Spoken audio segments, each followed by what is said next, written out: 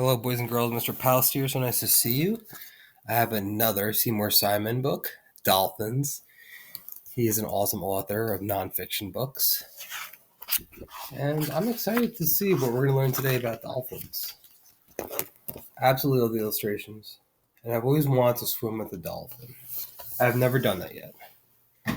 In a world where so many wild animals avoid and fear humans, dolphins charm us because they often seem unafraid of people. Clever, curious, and mischievous. Dolphins love to play and have fun. A dolphin nicknamed Simo lived in the waters of Salvia, South Wales. Simo seemed to enjoy capsizing canoes and overturning the people in them. He would follow a diver underwater and suddenly appear from behind, and rise up to hit him on the head, knocking him off his snorkel and goggles. One bottlenose dolphin named Percy, who lived in the coastal waters near Cornwall, England, played with the crab pots that people placed on the sea bottom. He seemed to delight in lifting boat anchors and moving the boats to different spots. There are countless stories of dolphins befriending people and even helping them to survive at sea. Sailors believe that dolphins brought them luck and that it was a bad omen to kill a dolphin. In the past, fisher folk would set dolphins free if they got entangled in their nets. You know what that's called, boys and girls? We're going to find out. Dolphins and porpoises are whales or crustaceans, the scientific name for whales. Dolphins and porpoises are smaller toothed whales. Larger whales, such as the blue whale, have a comb-like strainer made of baleen or whalebone in their mouths instead of teeth. Blue whales are the largest animals on Earth, growing to more than 100 feet in length and weighing over 150 tons. Most dolphins and porpoises are smaller than 12 feet long. Names can be confusing. Some porpoises are called dolphins, some dolphins are called porpoises, and few dolphins are called whales. The largest dolphin is the orca, or killer whale.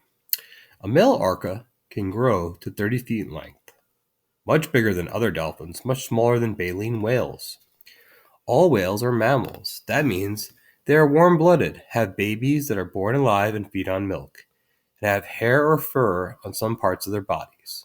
Whales live in water, but have lungs. When they come to the surface, they breathe air through an opening on top of their heads called a blowhole. When a whale surfaces, it spouts a blow of water vapor. So what is the blowhole? Oh, it looks like he's telling a funny joke. Or laughing right after one.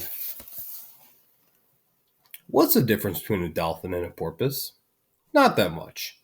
Dolphins and porpoises look and act very much alike. Both have streamlined bodies, tail flukes, and blowholes. Porpoises are usually smaller, and rarely longer than 7 feet in length. Most dolphins are not longer than 10 feet.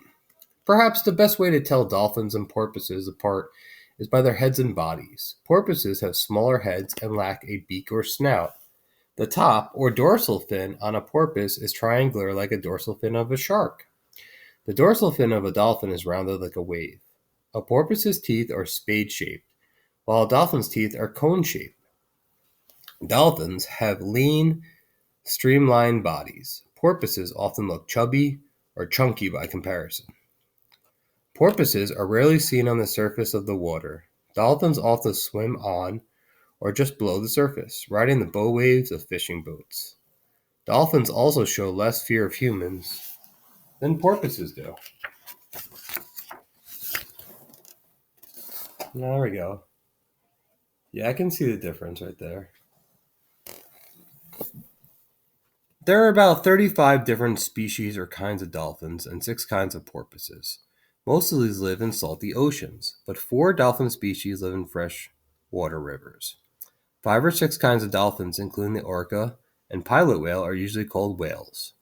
Freshwater river dolphins live in only a few of the largest rivers of Asia and South America, such as the Gange, the Indus, and the Amazon rivers.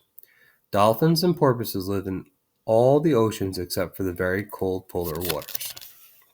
The common dolphin, the Atlantic spotted and the Atlantic striped dolphin, and the white-beaked and the bottlenose dolphins are often seen in North American oceans. Pacific white-sided and bottlenose dolphins live in waters off Canada and Alaska. Spinner dolphins, Rizzo dolphins, and rough-toothed dolphins are mostly found in warmer tropical waters.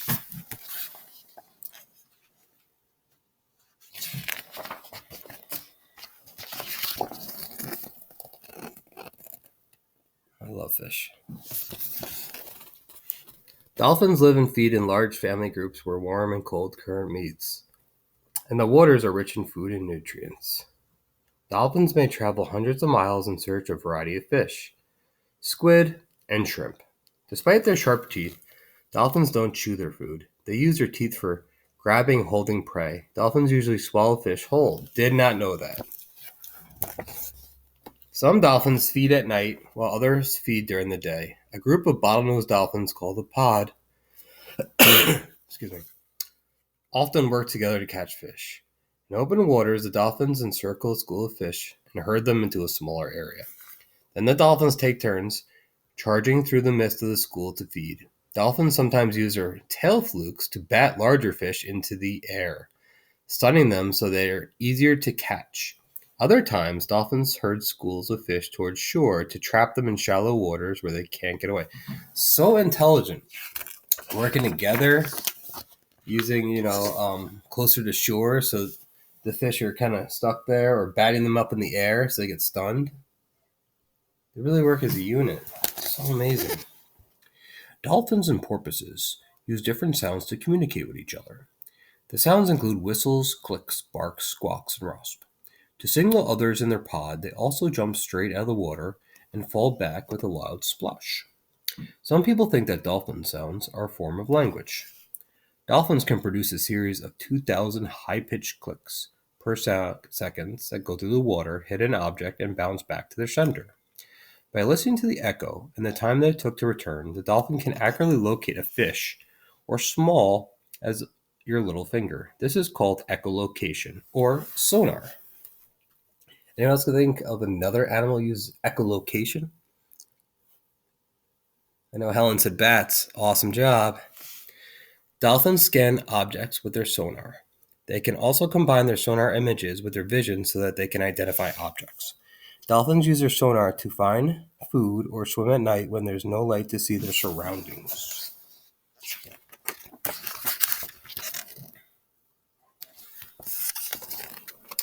Dolphins and porpoises are social animals that live in groups of all sizes. Smaller groups are called pods.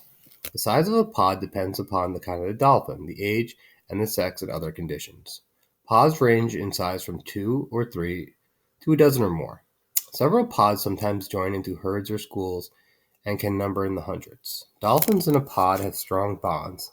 They can even recognize each other after a long separation. Mother-calf bonds are long-lasting. A calf stays with its mother for 3 or more years. Young adult male pods are strong and long-lasting.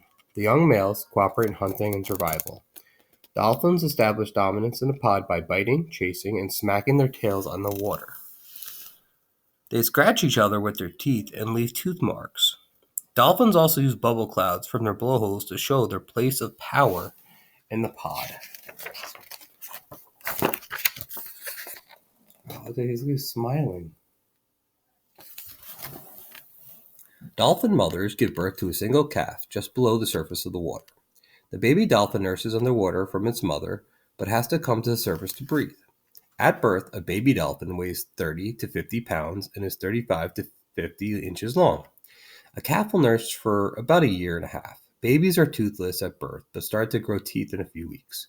When it is about 4 months old, a baby starts to eat fish, but continues to nurse as well. Dolphin mothers are very protective of their babies.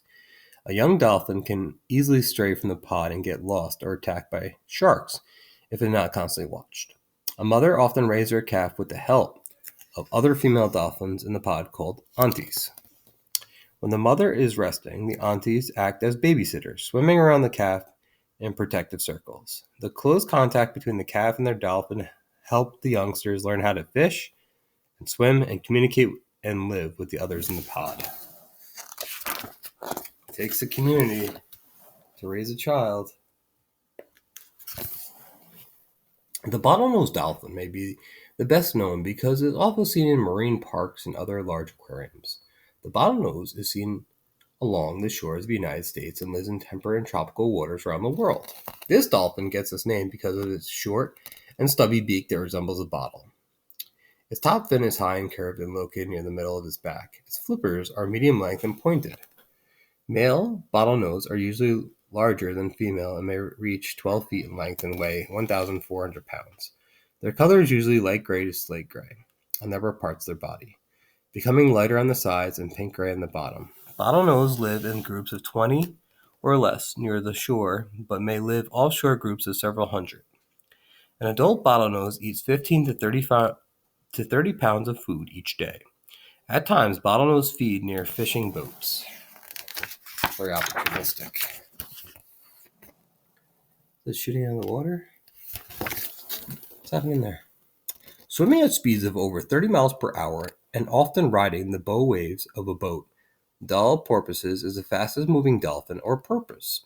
The head and the back of the porpoise create a hollow cone of air that allows the doll to breathe while still riding the underwater wave.